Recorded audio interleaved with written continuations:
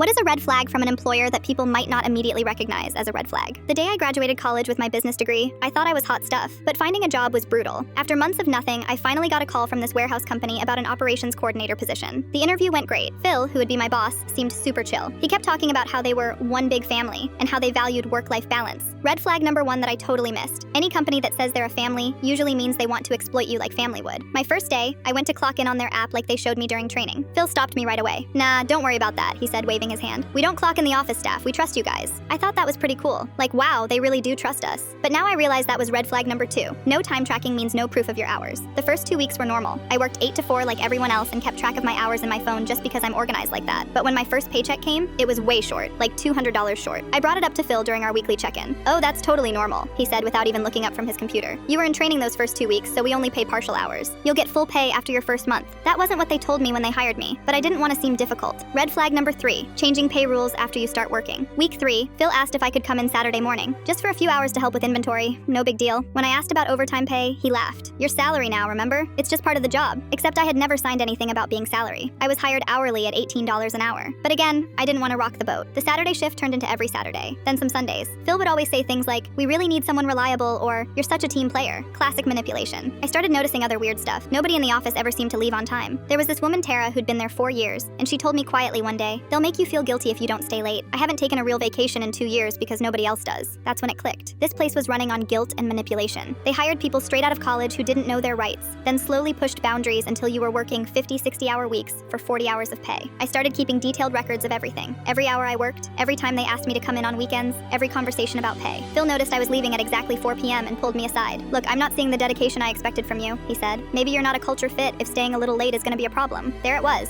Red flag number 4, threatening your job security when you follow the terms you were hired under. That week I worked 56 hours and still got paid for 40. When I brought up overtime laws, Phil got annoyed. "We discussed this. Your salary. Show me where I signed that," I said. He couldn't because I never had. The next Monday, I put in my 2 weeks notice. Phil was shocked. "But we're a family here. You can't just abandon your family." I found a new job within 3 weeks that actually respected labor laws. But here's the crazy part. I reported the warehouse to the Department of Labor for wage theft. 2 months later, they got audited. Turns out, they owed their employees over $200,000 in unpaid overtime. Phil got fired, and the company had to pay massive fines. 3 other people quit right after the audit results came out.